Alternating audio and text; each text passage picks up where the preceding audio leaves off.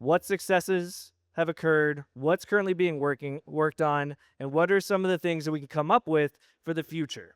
So we've got a large panel, a diverse panel, and I'm gonna let them introduce themselves and tell you their connection to the industry, and then we'll jump into it and start talking about what's been going on. So let me get this mic off. Good afternoon. First off, my name is George Barisich. I'm a 68-year-old commercial shrimper and oyster farmer from St. Bernard Parish. I want to thank y'all for coming. I want to thank y'all for helping us in this quest to save what used to be a monumental fishery. We had 30,000 of us in the 80s. We're down to 3,800 now. And of the 3,800, we don't know how many of them are full time. And basically because we can't make any money just straight from the imports. But this panel discussion about what can we do to try and break the bridge. Basically, I've been politicking, advocating for the past 34 or 5 years. We got to get more people, more young people to get involved to grab the politicians by the butts and make them do something for us. We got to do more things like this here to make the American public understand that what they've been eating is terrible. Terrible good, terrible for them physically, but terrible for us economically. Now, personally, what I did, I started direct marketing 30 years ago because it was the better thing for me to do. So a lot of us are direct marketing. What I started doing now was just getting enough orders, 500-600 pounds a week, go out there, keep my expenses low, eat deer meat, eat the shrimp, eat the fish, eat everything I can, and try, and I'm making it like that. But what I also been doing, I've been taking some young people, because there's no young people left in this industry. The average age of a captain right now, I think, is 56 years old. That's the boat captain. And I've been training them, to encounter something that they might like. It's challenging because it's physically challenging. And when it's physically challenging and you're not making a bunch of money, you don't get too many of them to come back except for one trip, So we've been doing that kind of stuff. And I've been taking overnight shrimp tours. I got into the business a few years ago. And I take people out on it's real shrimping. They come shrimping and they go home with some of the catch. And I was doing good with that. And then the COVID came. So we had to stop that for a while. But I'm going to kick that back. And like I said, we're just trying to sell direct and trying to get the public involved. That's what we got to do. Good afternoon, Captain Kindra Arnesen, Plaquemines Parish. My husband and I are involved in both state and federal fisheries, and I've advocated for small family fishers for the last 15 years.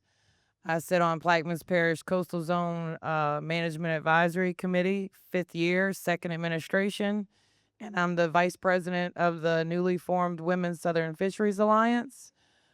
Kim Chauvin to my right is our president.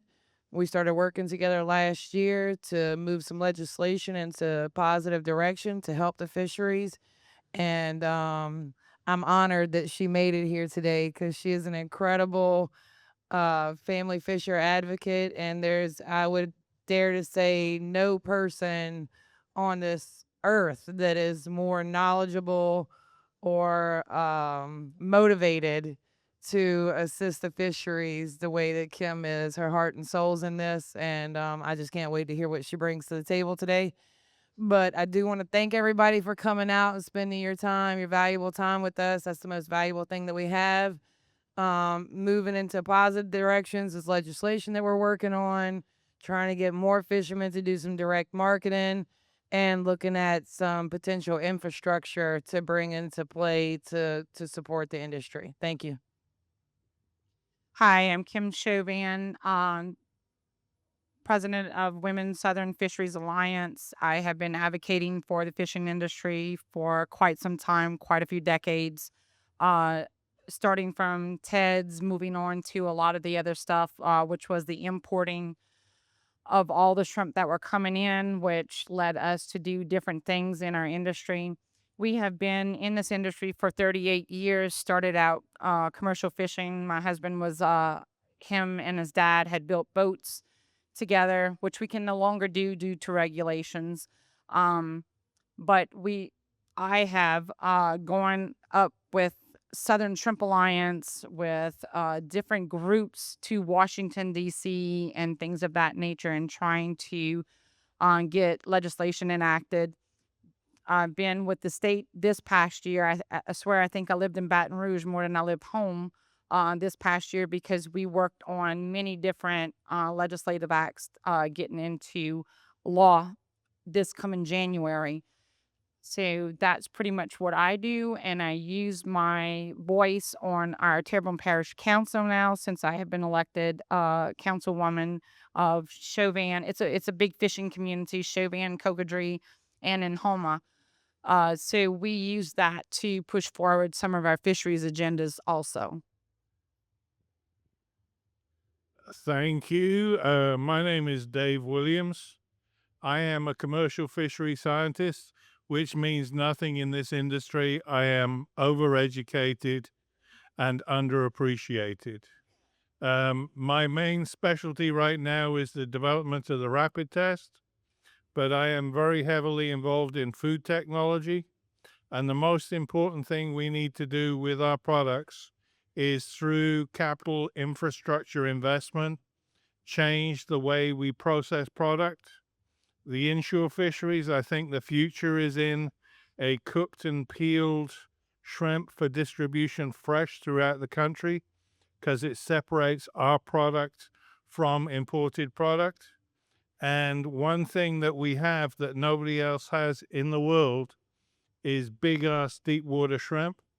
And we might not appreciate them in the United States, but Japan, Korea, China really appreciates them.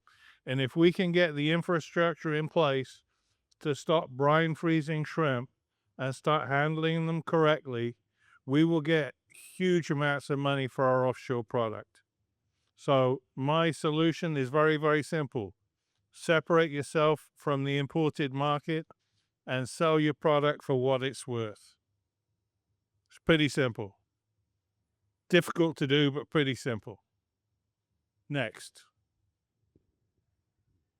Hi, my name is Susan Spicer. I've been a chef in New Orleans for 45 years this year.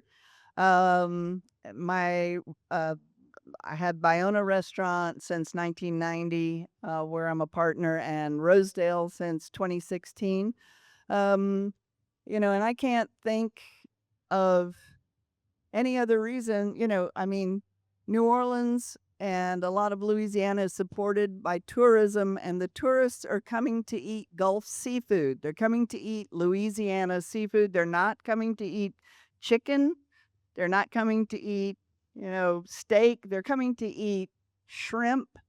And I will not serve anything that's not Louisiana wild caught shrimp. There's no reason to. There's a variety of size and price for everybody. They're versatile. Everybody loves shrimp, and we have the best shrimp in the world, and there's no reason to go anywhere else or use anything else, and I refuse to do so. Thank you. Hi, my name is Jeff Plumlee. I am a professor at LSU, and I also am the Louisiana Sea Grant Seafood Extension Specialist.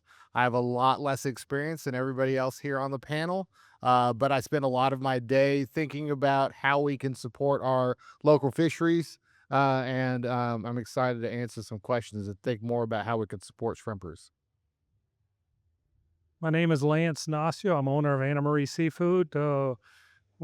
We do a lot of other things other than shrimp. We process seafood on a small scale. We do farmers markets. We do 3 a week. We've been doing it for 20 years. We sell shrimp throughout the United States. I've been networking with Slow Food and Slow Fish for a long time. I was a delegate in 2014 and 2016 representing Louisiana Seafood in Italy at Terra Madre. So I've made a lot of connections throughout the U.S. And there's a lot of people that want our shrimp and want our seafood, but they want the real stuff and they want the good stuff. So I'm just here to help elevate what we're working on, is that everyone can make a living in our sustainable resources. Still not working? Oh, all right, we got it. What? Almost? Test? Yeah? Come on, Okay. come on. Save me some steps on the stage today. Well, thank you all. Like I said, we've got an amazing panel here with a diversity of experiences. And I think maybe let's start talking a little bit about what has worked in the past 10 years or so. Like, what are the things that you have seen work to differentiate your fishery in the marketplace? I know direct marketing has come up already. That's an advantage. But if one of the big issues for us is breaking our shrimp industry out of that commodity imported market, what has been successful so far that you've seen? And do you think that is a successful model to continue into the future under current circumstances? I think it depends where you're located, because if you're located in the heart where you have 3,000 fishermen, that is not going to work. They're going to have to move outside of that. The other part that I notice is that you're going to have to diversify whatever you're doing. I know that we do tours at our dock. So, in Dulac, we have people that come through all the time. And it's amazing what you'll find out how you parallel with farmers and ranchers. And we've had a lot of them come through and talk about the same type of regulations that we're all dealing with. But I think it's thinking outside the box. Another thing is, and I don't think that people realize this, is that other countries want our shrimp. It's just a little harder to get it there than it is for them to get it here. It's super easy to get here. We're a year and a half into try and get outside. So one of the things was before COVID, before all of this, it was the last, not this administration, but last administration, it was simple to get your shrimp out of the country. And I'm going to tell you, China wants our shrimp. And if we get a way to be able to move this shrimp outside of this country, you're going to have all the influx of the junk staying here. And by junk, I do mean the imported, because people don't realize the riskiness of eating imported seafood. You're thinking it's the same thing, and it's not. They are not. They might be under the same rules, but no one is checking like they're supposed to be. I think at this point, it's like 0.5% of all seafood being checked coming into the country. So one of the things is that as Americans, we may lose this, because this shrimp may go outside of this country to be able to sustain the fisheries as it is. And that is being worked on. Another thing is changing laws. We have laws now that came up on 2019 for the menu labeling law. So if you don't know, a restaurant is supposed to put on it whether it is imported or not. Sadly, the amount of checks that were put in there, 2,600 violations and not one fine put out. Now, it's a health risk, but 2,600 violations and nothing, no fines, no shutting down. So then it became a critical point. So it's changing the nuances in the law. You'll get a law passed that is so very passive, because you have others that are campaigning against you. One of them that we fight is Louisiana Restaurant Association. It is the bane of my existence, because they have money to give campaign funds, and that's how a politician votes. And I've watched it over the years. It's frustrating. I don't know how you compete with that in our industry, but we've been able to change some things.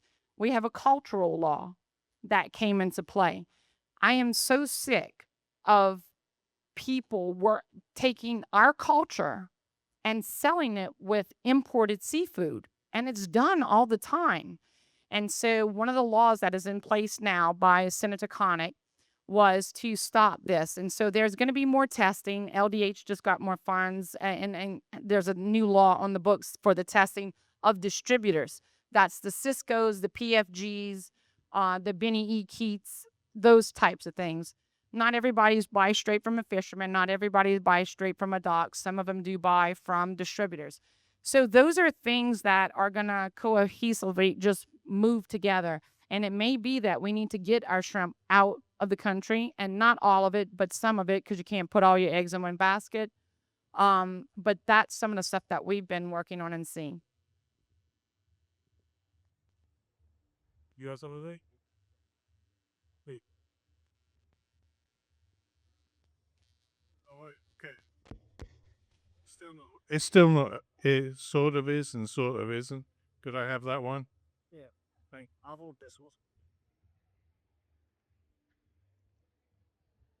Actually, I was joking with that. Sorry.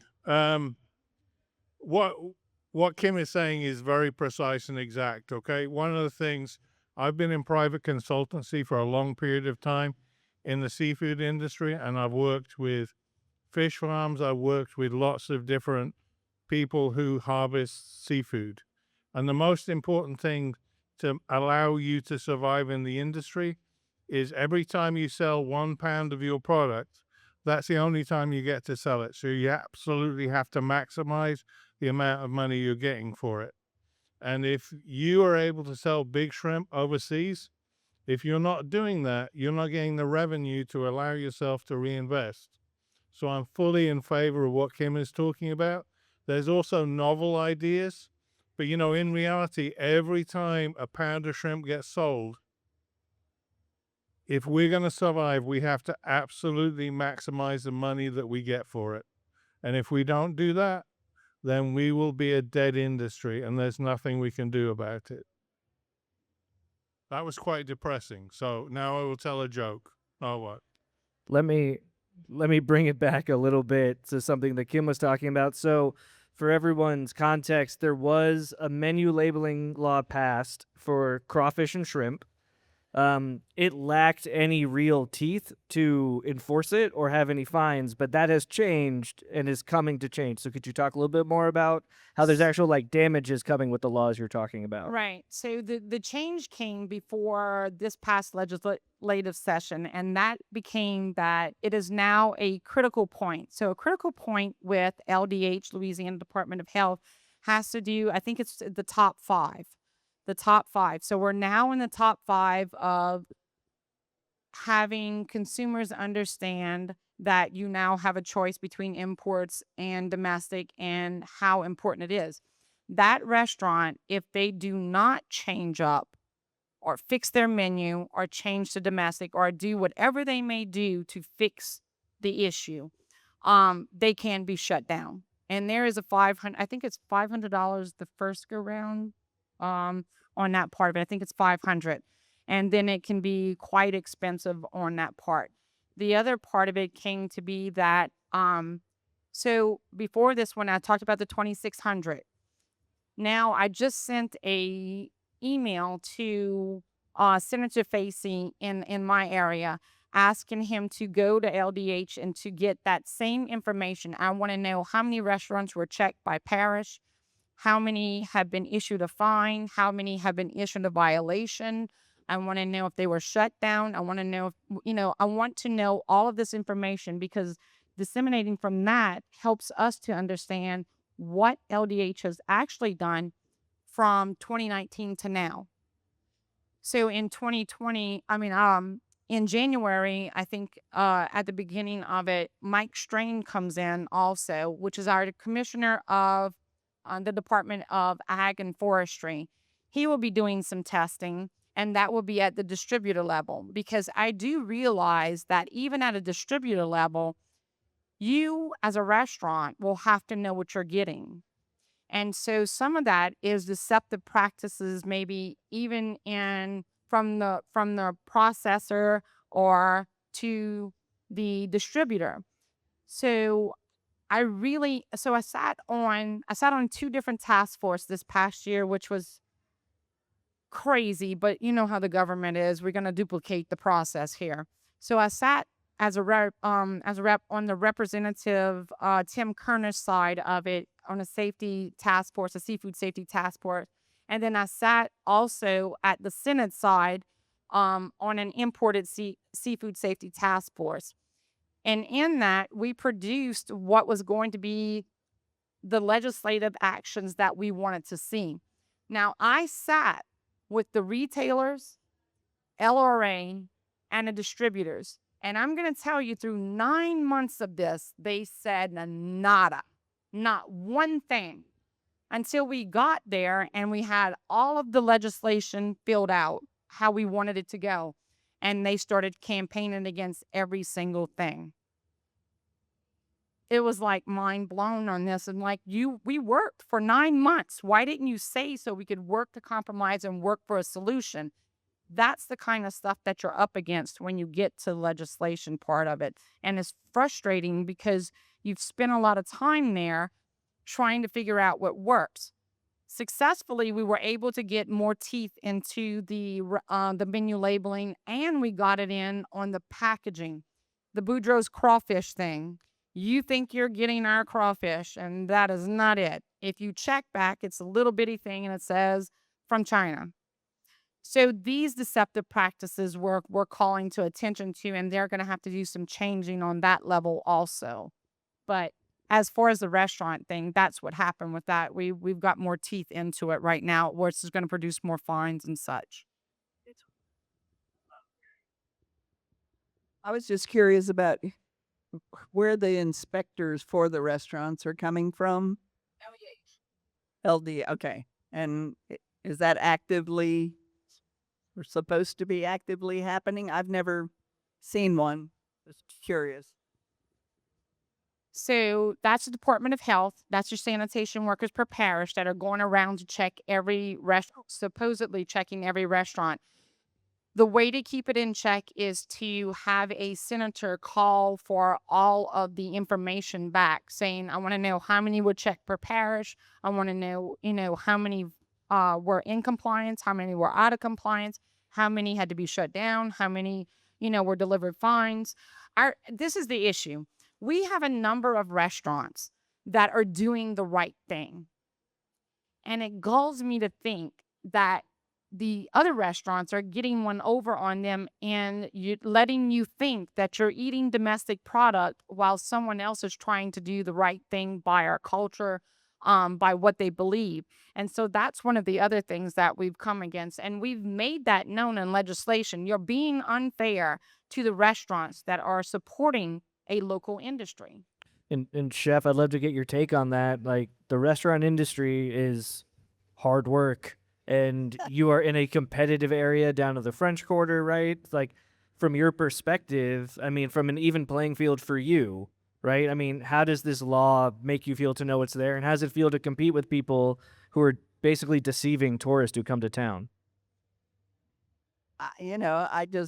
For me, I don't understand it. It all has to be price based. I mean, that's the only possible reason. But, so I understand. And what I'm curious about is, do you have to specify, like, there's restaurants that are saying this is Louisiana seafood, or, like, I just made a pledge to myself that when I go back to my restaurant tonight, I'm going to put on my menu, we proudly serve only Gulf seafood, and I feel completely 100%, positive about doing that. And I'm going to start that starting today. But I mean, I think there's people that are, if you're not specifically saying that you're serving, you're saying shrimp, but you're not saying wild caught shrimp, can you still is that still a violation? It seems like it's a little bit fuzzy to me. It's not. It's not. So if you're selling imported shrimp, you have to have imported. So if it is called, what's the name of your dish? What's the name of the shrimp dish you have? Shrimp Creole. In that bold text, and if it's an 18 font, imported has to be bold and 18 font. It has to be the exact of replica of what you put. So you cannot go and put it somewhere down at the end of the menu. It has to go where it's at. And I've caught a number of restaurants that thought that if they had imported on it, that it was okay. So I went to the manager and I said, your menu is wrong. I've given that courtesy. But I think as a fishery that we need to know which restaurants are serving our product and boldly begin on social media to tell tourists, this is where you go. I've been doing that with my own customers, but I will tell you that in the restaurant industry, I get feedback from my customers that tell me that it is hard to compete with someone who is tricking consumers into thinking that they're doing the same thing. That's an unfair practice. I'm definitely against. Did you have something, Lance? No. Okay. You want to sub?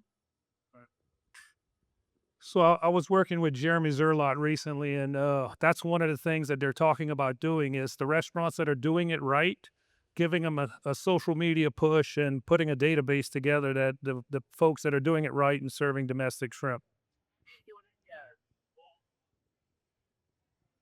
Okay. I think Ronald Reagan said the most horrific thing that can be ever said from to you is, "I'm from the government. I'm here to help." Okay.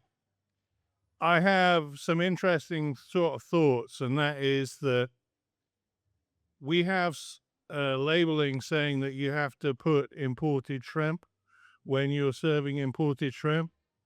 But to my knowledge, there's only one test that is portable and can be used to do that.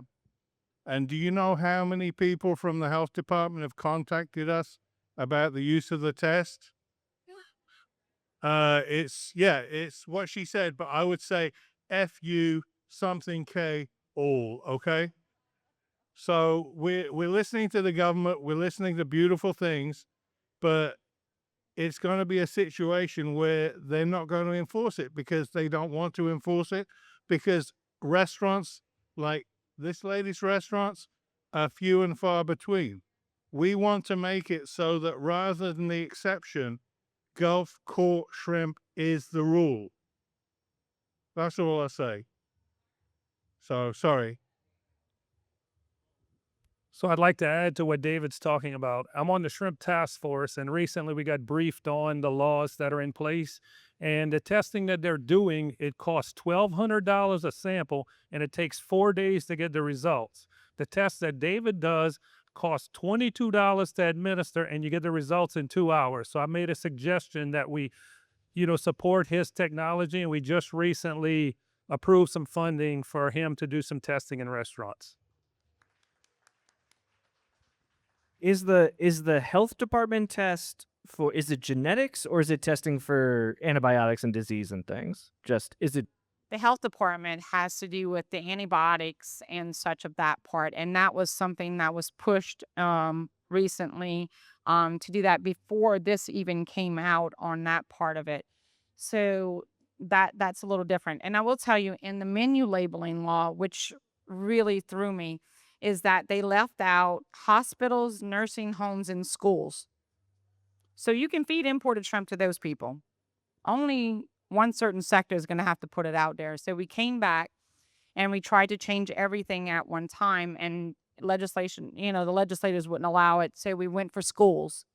That law has been passed. That is now imported seafood is now banned in our school system. So that was one for that part of it.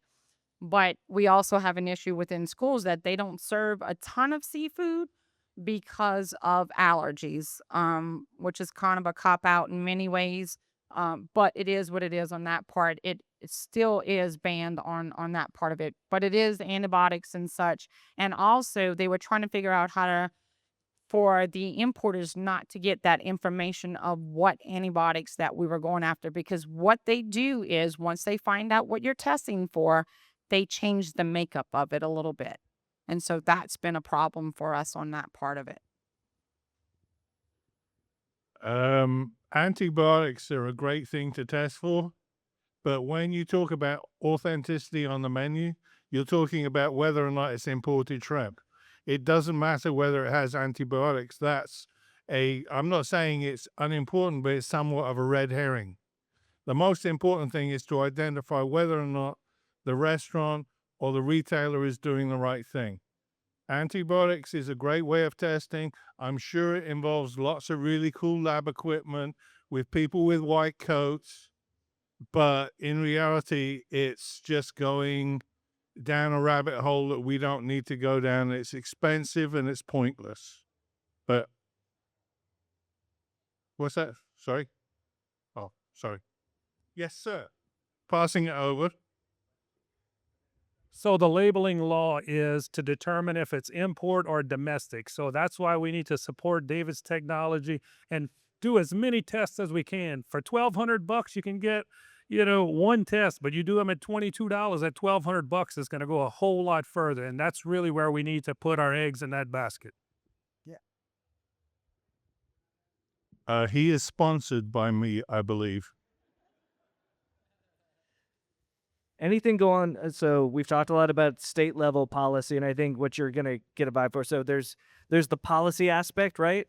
There's the market aspect, education aspect. They're both very important to this discussion. So anything else happening at the federal level that our elected officials in Louisiana are working on at the federal level? So just to recall, these two tests are totally different tests. These two things are totally different things. Do I think that both are needed? Yes, they are. If we're going to open the eyes of Louisianians at this point, then yes, this is a great way to do it. There is also a need for the other part of it because it is a health risk. And so I think both are needed at that. But Representative Clay Higgins has been working on a Save Our Shrimpers Act, which stops the funding, I think, from the World Bank to all these shrimp farms at that point of it. But also when they bring it in and things are not right with the shrimp, that it would absolutely be destroyed. And because that's how it's done in the EU. EU does 30 to 50% testing on all the seafood coming through. We do 0.5% of all seafood being tested by the FDA. So when the FDA tells you that something is okay for you to eat, let that sink in.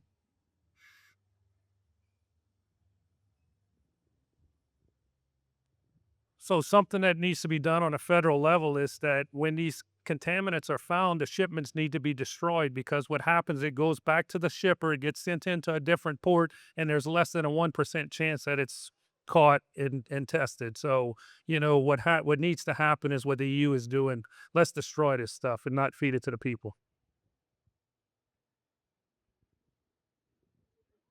This is like a wrestling match going backwards and forwards, and unfortunately, these two people are in the middle. One of the things that everybody talks about is legislation. Okay, there's many states like Arkansas, New York, everywhere else around the country where you shouldn't be falsely advertising products on your menu anyway. There's laws against fraud. And we spend a lot of time passing laws in Louisiana because it's very important to us. But there's no reason why we can't enforce strictly things associated with deception and fraud throughout the country. You don't need legislation to see a wrongdoer. There was a restaurant in Mississippi they've been working on for 5 years, and they were selling all sorts of illegal imported products as Gulf products. There wasn't any law in place that they were doing wrong because they were doing wrong. It's illegal to misrepresent yourself. If I say I'm a 6'10" transvestite hooker, I can say that, but it's not right. I can get sued. I can get sent to jail. We need to ensure that we need to do the right thing. That is a law.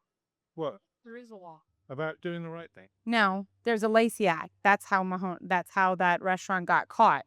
It has to do with the Lacey Act. Yeah, but what I'm saying is it's not being enforced. It's No. an enforcement issue. Yeah, it's Laws, always we been got an plenty of enforcement laws. issue. It's the enforcement of the laws.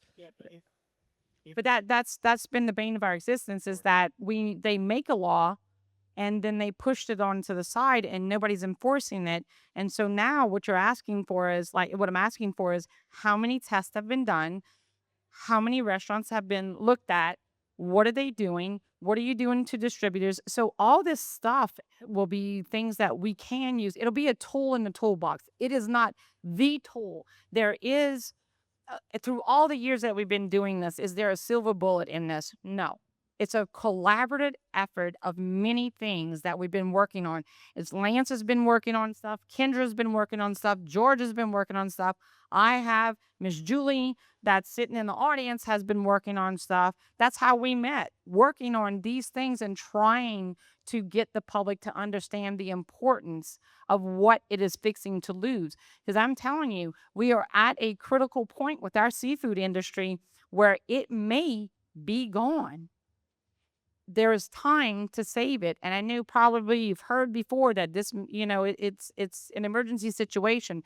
I'm telling you, I'm watching fishermen go get different jobs. Do they want to do that? No, they do not. They love doing what they do, but you cannot continue to work a job that you cannot make a profit at. It would be asinine to continue on doing it. Sorry, George. No, I'm just joking. But anyway, we all find different things to do, whether it's trying to direct market, whether it's taking people out on your boat, whether it's doing a tour, whether, all these different things. I mean, listen, I've done the food truck thing and it's hard work.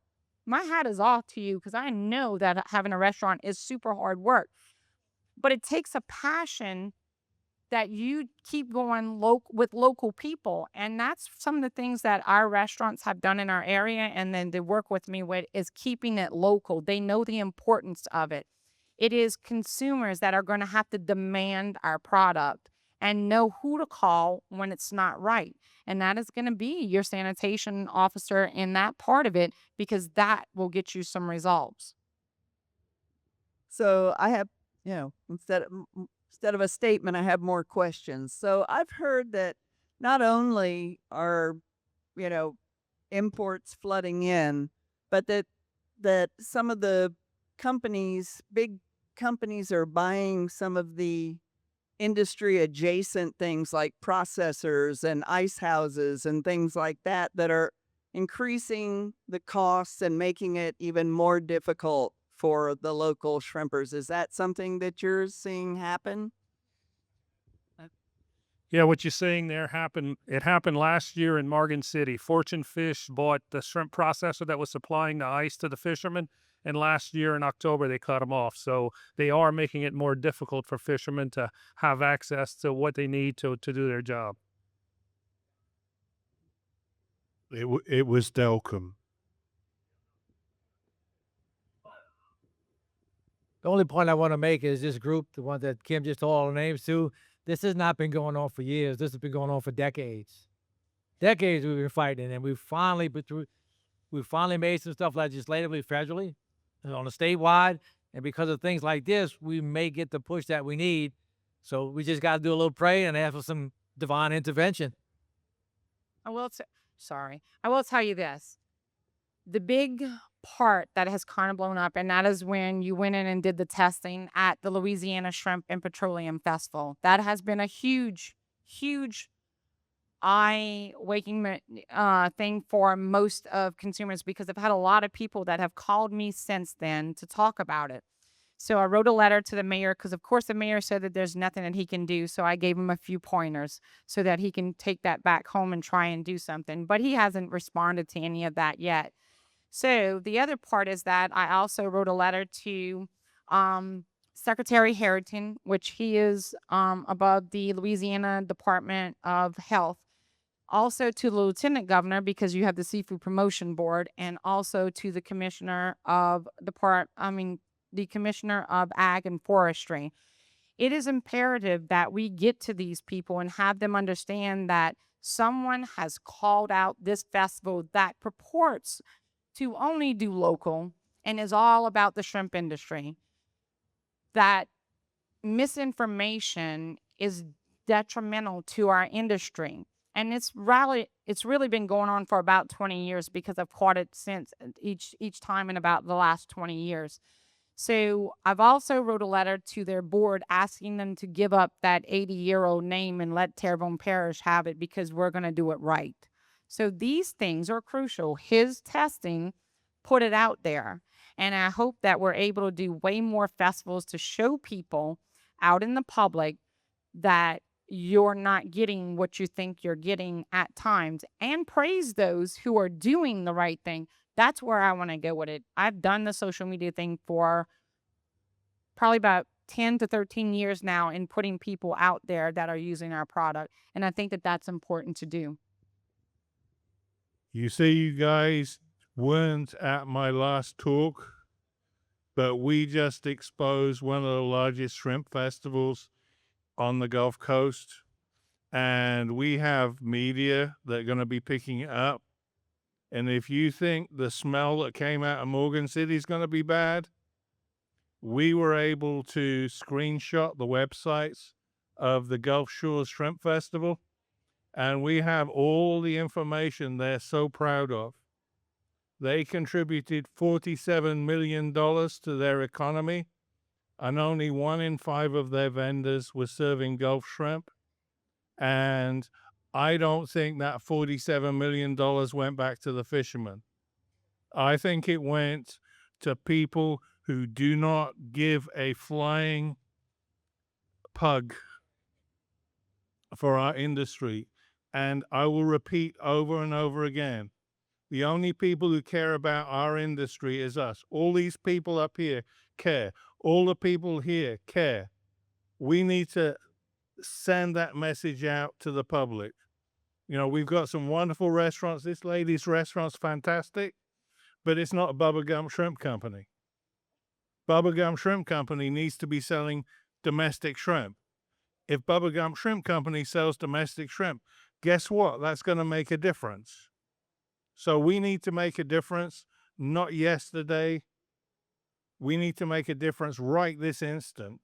And unfortunately, I love governments, I love health departments, but unless you hold their feet to the fire and hold them accountable, nothing's going to get done. It's always trust but verify. Don't trust your government. Well, I can't say that because I'll get audited. Trust your government, but verify your government, okay? And that's all I have to say, so I'm going to shut up now, and everybody else can talk. Man, that was a lot to unpack. Sorry, I had to throw a joke in there. But so all the testing's good. You know, I mean, we do. We need testing for the antibiotics. Anything that's banned in another country or banned in this country is going to make our citizens sick.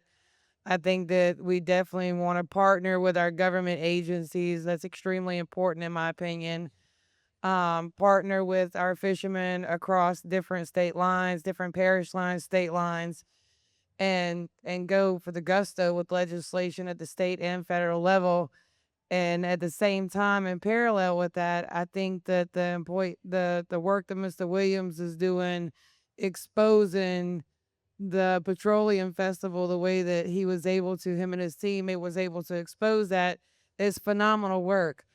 As Kim said before, there's no silver bullet that's going to fix all of this.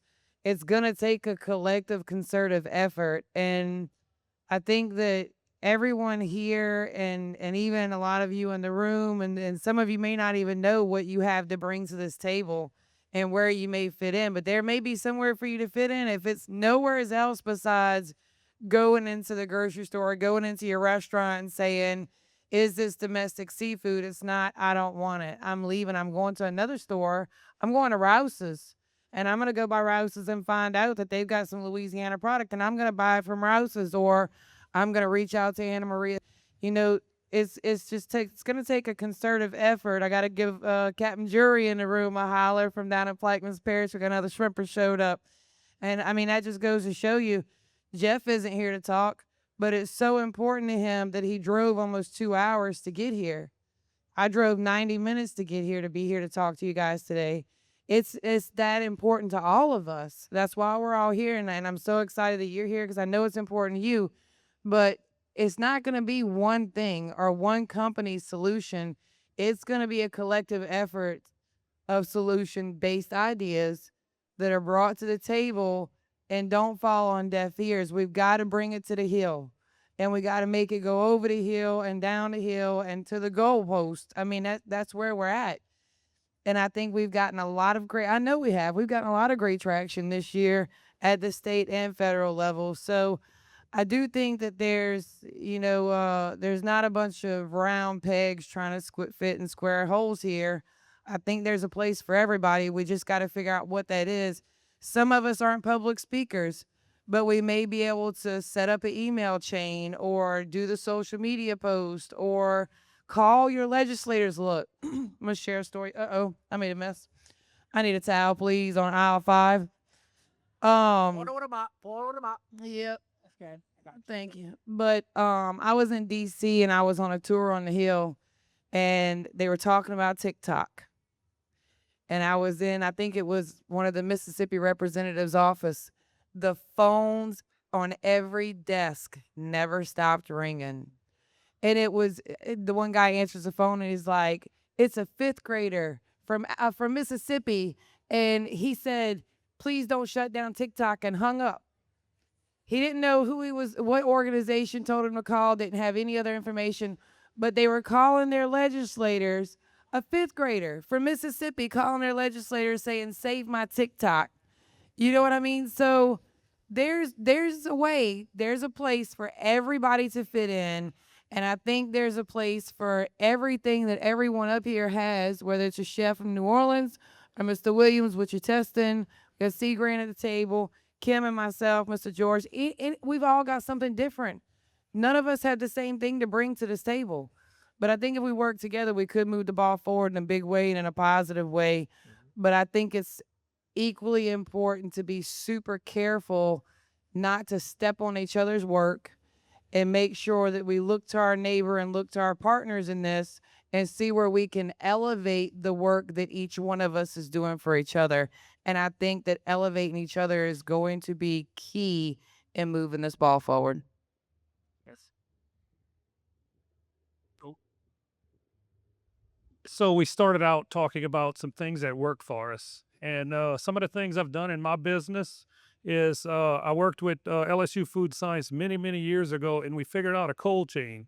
So, our operation, we try to bring forth a premium product. And, when you have a premium product, you can get paid a premium price for it. Some of the other things we've done, we've worked on bycatch issues, and we've incorporated some things that aren't mandated, but we've done things that help us reduce our bycatch. And when you have reduced bycatch, you could produce a better product. So those are some things that's worked for us.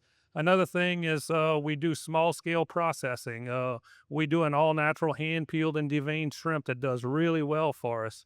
We do 3 farmers markets a week, and that's our top seller is our hand peeled shrimp. So, I mean, there are some things that work, and it just takes a little effort to do it and just thinking outside the box and trying things that aren't the norm out there.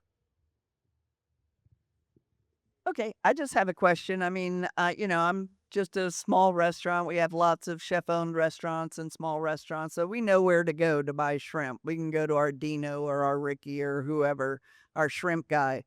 Where does Bubba Gump go if they decided they wanted to buy Louisiana shrimp? Is there, what kind of interface do the shrimpers have with some of these bigger national groups that would, help sustain the industry?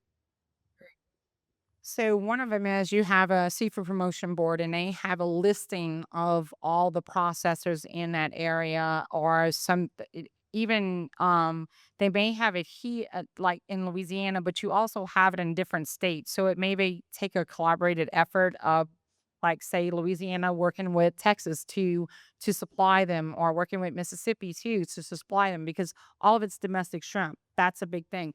Because what you'll mainly see on the menu is Gulf shrimp. And this is one that I have to say, be careful. Be very, very careful. Because Gulf of what?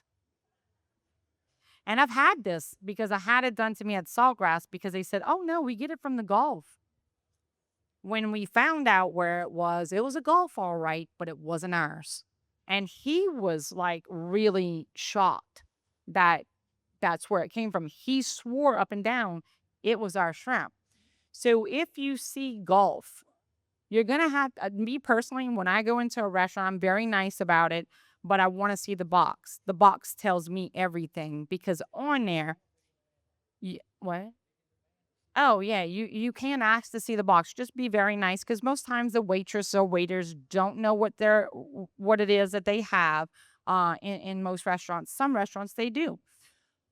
But you need to look at it and see on that box, it has what country it's from. It'll have wild caught. It'll have farm raised. So there is that. It is the back of the box. Sorry, it is on the back of the box. And so they actually went to take a picture for me, and I Googled the brand that it was and found out exactly where it was from, and I think it was India or something of that nature. But they were shocked, and I'm like, "Cause you would love it being sleep." Yeah, yeah. Actually, for your reference, that's happened to me before. And for everybody to know, there is no Gulf of India. I know. Yeah, so that's quite amusing. But also you have to remember there are restaurants that actually do keep some domestic shrimp Right. in a box to show a label. It doesn't mean to say that that's what you're eating, okay? So again, trust but verify restaurants, because the more imagery they use to make you believe that you're eating Gulf product, it's more likely that they're deceiving you when they do that. So be very, very careful. If you see nets and you see boats, or the actual restaurant is called somebody's boat, pretty much guaranteed you're going to be deceived. Yeah, Jeff was just telling me a couple of weeks ago, and I think it's Applebee's, he said, on the West Bank. You walk in, there's a picture of the shrimp boats of the Venice Marina, and they serve nothing but imports. So, they're using our imagery to sell imports. One of the problems with getting into that, years ago, we had discussions with Cisco, and it's about the product consistency. We need to invest in infrastructure and produce the products that can compete with imports when it comes to quality. The shrimp that's come out of these shrimp ponds, a lot of times they're killed alive with ice. So they're put in ice alive to be killed. So the quality is where we need to go if we're going to get a premium for our shrimp.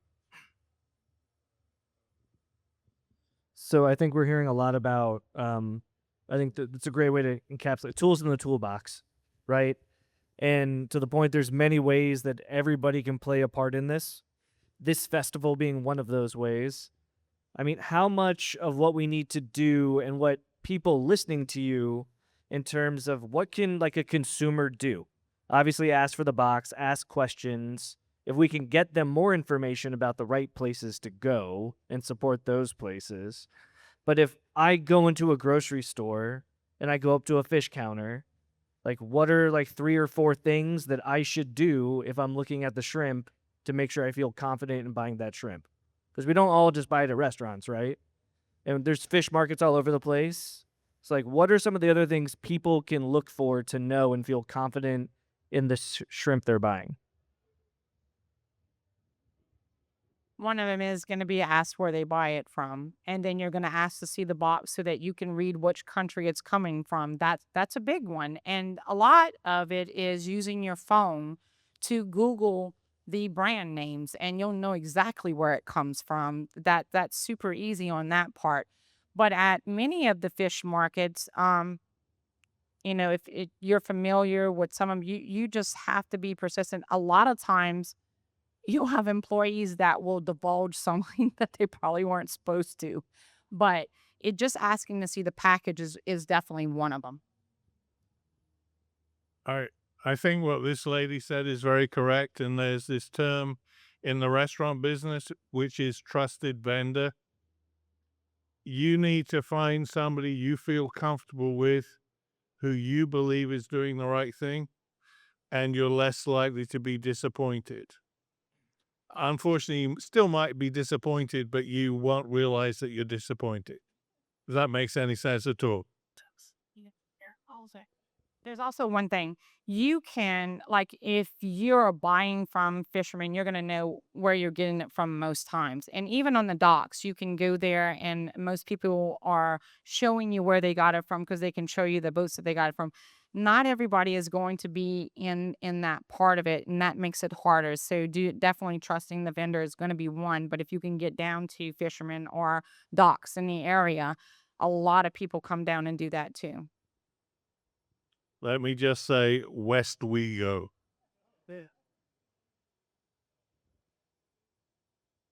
What y'all was asking as we go?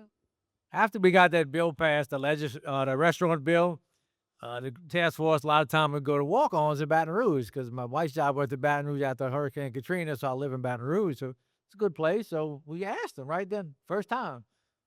Oh, yeah, it's called shrimp. Okay. They used to say, let me see the box. They ran off. Assistant manager comes up. Well, you don't have a box. You got a box. I know you didn't sell everything. Give me the box. Finally admitted it. Flat straight admitted it. No, we just use imported shrimp. I said, ain't that lovely? That's embarrassing. I said, well, why? He said, well, consistency and price, this, that, and the other. And I said, son, I can understand you want in Las Vegas because they got them all over the place. But in Baton Rouge, you 80 miles from any port or less than 80 miles. Why in the hell would you bastardize everything, you know? He said, well, it tastes better. I said, okay, Junior, I'm going to make you another better. I'm going to bring 30 pounds of my shrimp. Let's cook my shrimp and your shrimp and have a blind taste test. He said, sir, I'm going to ask you to leave now. It's funny how many restaurants will lie. I went to the West Bank and they had fresh catch of the day. And I know it's not shrimp, but still. I said, well, what's your fresh catch of the day? They said, redfish. I said, oh, yeah, where'd that come from? Louisiana.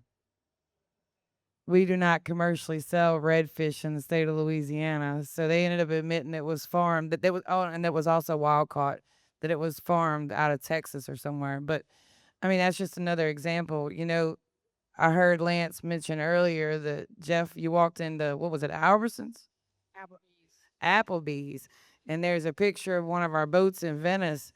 I mean, that's straight cultural appropriation all day long. I think that one thing I would ask the public to do is when you find out that something like that is going on, take out your phone, take a picture, tag the Louisiana Shrimp Association, tag Louisiana Seafood Marketing Board, and post it on Facebook, tag the Women's Southern Fisheries Alliance. You can tag me and Kim. We'll share it all over the place.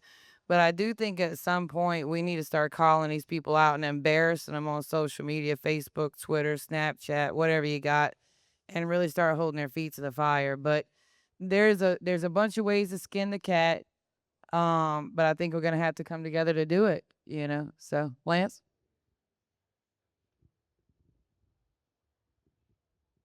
So the Southern Shrimp Alliance has on their website a fraud hotline. So you could post all this stuff to the Southern Shrimp Alliance's website.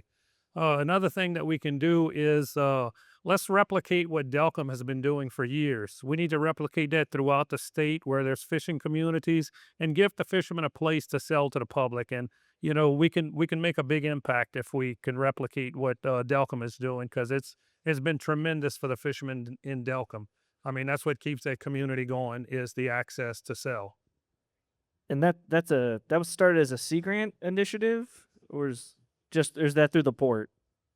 That's the Port of Delcom that has done it, and they recently was rewarded a transportation grant for I think $9 or $10 million, and they're looking to do some other things, some value-added processing. They're going to do a kitchen and other things to give the consumer access to true domestic shrimp or seafood in general.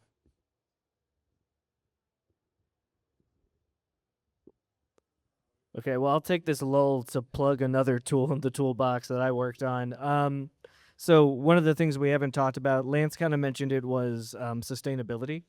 And I think historically, nationally, one of the hurdles for this industry has been viewed as maybe it hasn't been sustainable due to bycatch and turtles and things like that. And so it's been a long process, but Audubon, Sea Grants, Sustainable Fishery Partnership has been working with industry for the last 15 years to demonstrate that it is. And so over the summer, it was announced that the shrimp industry in the Gulf of Mexico, all 5 states, federal waters, white, pink, brown shrimp, received a sustainability certification. And one of the advantages of that is that it comes with an eco-label known as chain of custody. So, in theory, anybody that uses that label, which will say USA Certified Sustainable on it, so we'll have US on it, should have gone through a process that actually documents that the shrimp comes from the Gulf of Mexico. So that process is ongoing, and that is really a lot of processors.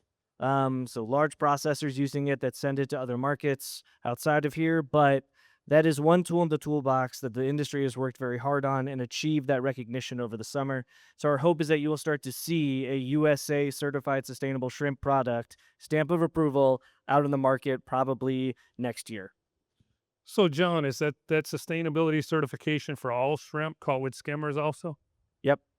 So, just a little story. I used to be in Whole Foods, and I was in there for about 5 years. I think it was 3 Whole Foods in New Orleans I was selling shrimp to. And they even came, they sent their sustainability person to look at my boat, look at the gear I was using. They wrote in their protocols that the shrimp had to be harvested this way from skimmers. And whenever the red listing came from Monterey Bay, I got booted out of Whole Foods, even though I was doing it right and I was part of their protocol. Yeah, and sustainability, there's different standards in but every major grocery store retail has a standard that you have to meet.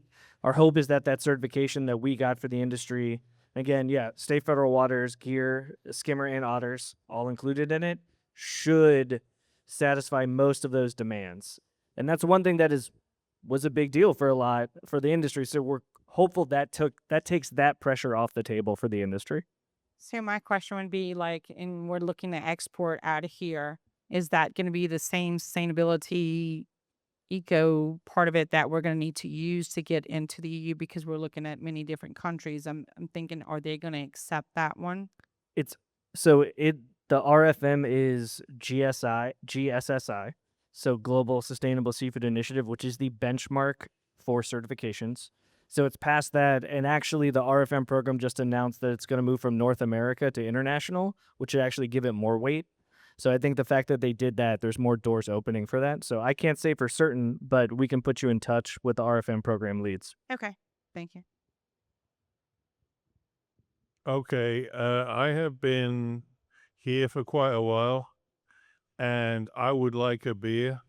So can we open the floor to questions? Because I think we've talked enough. So does anybody have any interesting questions? Yes, ma'am.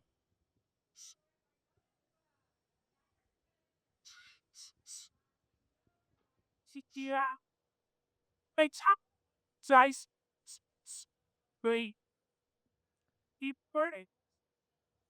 do we know what the price difference is right now between imported and Price domestic? difference is this: slave labor, non-slave labor. That's exactly what we're up against. You're up against countries using slave labor. So, but what you're doing, what they would have to do is get into one of the processing venues, and that would tell you what that price is if they want a specific price. So it would be going to a company. But go ahead. Actually, those restaurants quite often use relatively small shrimp. And one of the markets that the US is very competitive with is small peeled shrimp. So, if they're not using a small peeled shrimp, then sort of shame on them because that's the best price point. But, hang on. He knows the answer. Excuse me. So there's a website online you could look at. There's a free portion of it, but there's also a paid portion of it. It's called Earner Berry, and it gives a price index of domestic and import. Good answer. Next question.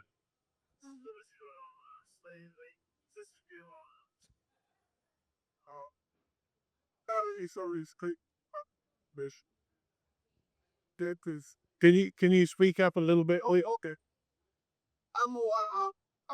I know to my friends, old friends, Mr. George, do four batters together. I had to make notes. It was so much. I don't want to dominate, but slave labor. Oh, okay. My name is Carl Turner. Carl Turner. I used to work for an organization called the Louisiana Seafood Promotion and Marketing Board. You see my shirt here? I got my shirt. It's one of one. I think. Oh, no. Maybe George has one. What are they? Oh, that's too bad.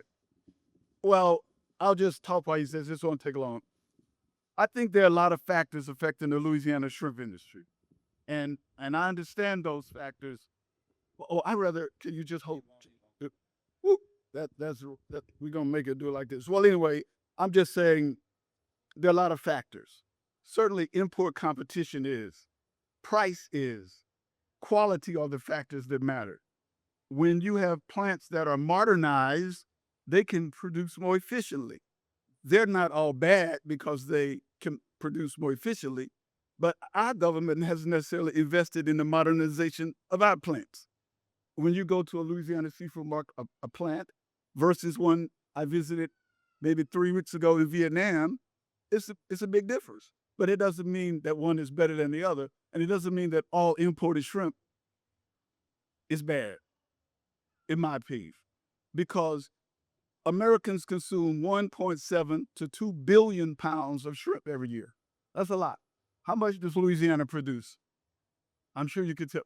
How much? 75 million. So we're going to ban 2 billion. I don't have a problem protecting the industry, but I want to look at all of the factors. And I think that maybe modernization can help in freezer equipment like Lance has on his boat. I think there's some things maybe in processing plants is going to come a day because all processing plants have to meet certain SQF standards. You know what I'm talking about. So you have to have that. So what investment has been made in the modernization? Even going further, and I don't want to go too deep. Louisiana industry, when we open the shrimp season, is open when 50% of the shrimp are 100 count. Is that correct? Less than. What is the number? Yeah, Larry, where? Less than, meaning that we can less than. So when they're less than, break that down. So if they're 120, we're good? No, well, okay. So there got to be 100 shrimp to make a pound. That makes that's when the season starts. Now, when that policy was started, I believe, was in 1932. They had a lot of shrimp canneries in Louisiana. And so we made shrimp so they could go in cans. It was a big industry here, but they don't exist no more. So let's not blame all the imports. I don't know all the solutions. And we can't compete with $1 of $1 a day wage. So 2 billion versus 75. hey y'all, so Question. Yo, that was the question. Okay, what was the question? so what here? Sure. So we're not going to solve every single problem. I think it's important. The demand for shrimp in the United States, as is, the Gulf of Mexico could not supply, correct? But getting back more of a percentage that is fair, I think is really what we're talking about.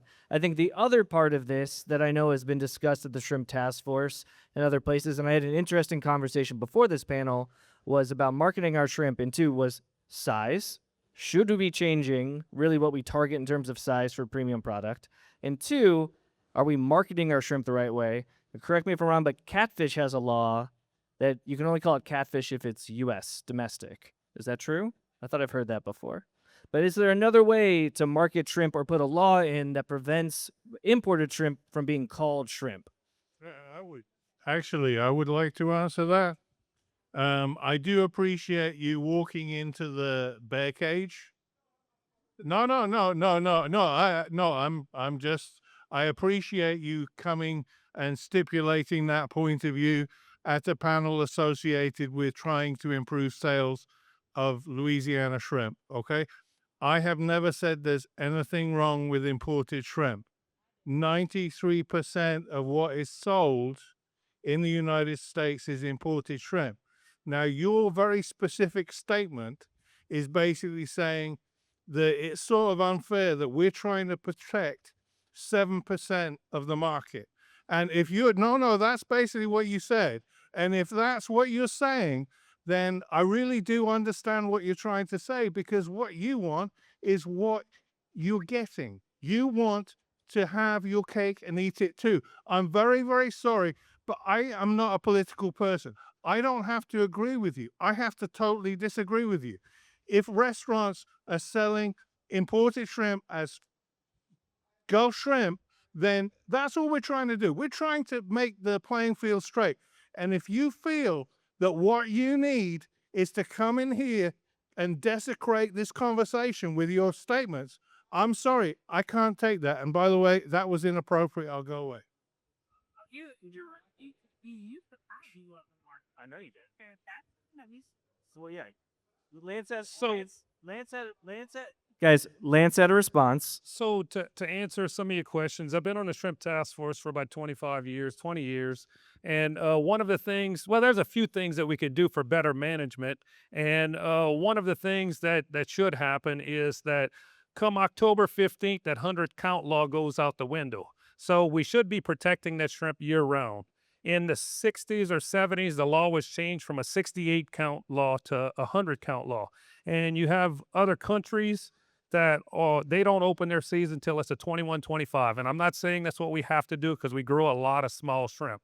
But if we're going to protect overwintering shrimp, that's one of the first steps that we could do to have a better spring is because come October 15th, we get cold fronts, and that's when those shrimp really come out of the estuaries. So those shrimp are very vulnerable at that time. But why do we protect it all summer long, almost all year long, and then when they become the most vulnerable, the law goes out the window and anything goes. And what happens is the fishermen want to make a buck, so they'll go catch the most volume that they can catch. And then when those shrimp start to count over 120 to the pound, the processors don't want them. They don't want them, but they say, we'll take them, we'll give you 20 cents a pound, and we'll take them. But we really don't want them.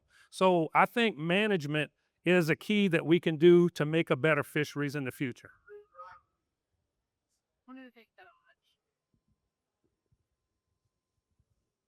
We didn't always have 7% of this market. So that's one of the valid things that need to be said. We have been dwindling due to imports. So to assume that we've only had just this little minute part, it has not always been that way. Some of it is, and listen, I've been to China, so I know what they do. There's this big, nice, beautiful like facility that they use. But then they take you out of that facility and they bring you to where they really shrimp. And that's the kind of stuff that we've seen. So to say or insinuate that it is only on the domestic side, it is not. Do we need to upgrade? Yes. A little hard to upgrade when your own government is giving $16.2 billion a year to these countries to subsidize these countries to get this shrimp done. So that part pisses me off because it's ridiculous on that part of it. It is the point. It's very much the point because you're using our tax dollars against us. Let me get out of here. Yeah, Bob. So what I heard from the audience comment a while ago as he walked away was imports wasn't really the problem. Yes, imports are 100% our problem. They're real good for those that are really, really wealthy, that dominate the market. They're really bad for our industry. They're bad for coastal communities. They take away our sense of sustainability, our sense of substance for ourselves, and our ability to feed our families. And they also take away the security of America's access to American wild harvested shrimp from domestic waters. Because every time that we lose a shrimp boat because they cannot fiscally sustain themselves, you lose one more food producer in your own country that is producing food right here. Imports from aquaculture, a lot of the times, and I said it earlier today, some of you may have been in the room, they have to go in there. This is all contained food that's being grown. These companies have to go in there a lot of times and pour antibiotics that are banned in this country, banned in the EU because they're dangerous. The World Health Organization, this isn't me that says this. I'm just Captain Kindra Arnesen. The World Health Organization, PhDs, doctors, all these studies state that in the mid-2030s, the number one killer on the planet will be antibiotic resistance. Our own country, the FDA, is not testing but 0.5% of shrimp. Imports are a problem not just on our bottom line on our boats and our docks and our processing facilities. They're going to be a medical problem for people in this country and around the world all too soon. Time flies. That's one fact in life. Anybody that thinks imports isn't a problem is either ill-educated or straight up telling you a farce. They are a problem. So ask before you eat. Ask to see the labels. Demand better. Call them out when you see pictures of my white boot brother warriors that go out and risk life and limb to feed our nation. Take a picture, call them out on social media, and start holding their feet to the fire. And pay attention. Be present and participate. When you see groups like this coming together and you learn about the Women's Southern Fishery Alliance, Louisiana Shrimp Association, the Oystermen's Association, David Williams, restaurant owners that care about it, Sea Grant, keep up with that. Follow these people and what they're posting and what they're talking about and find where you fit in. That's all I got to say. Thank you.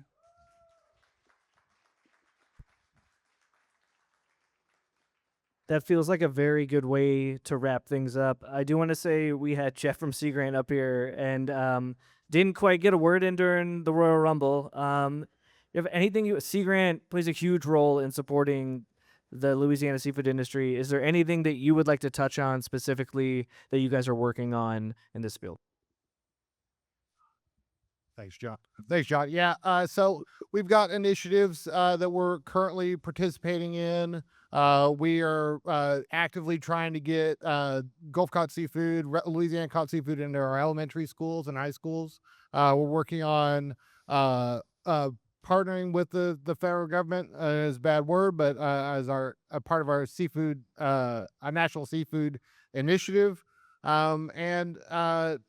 We've got programs like they have in Delcom where we've got our seafood demo lab where we're working to have add value to these products. As you know, kind of one of the strategies is moving from a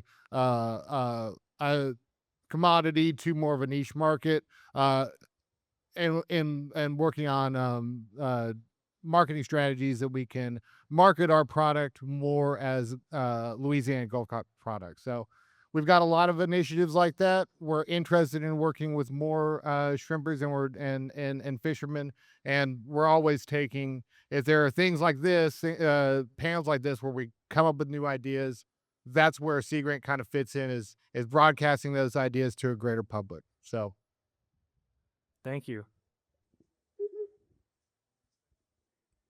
I got one more thing to talk to y'all just real quick, and I'm done.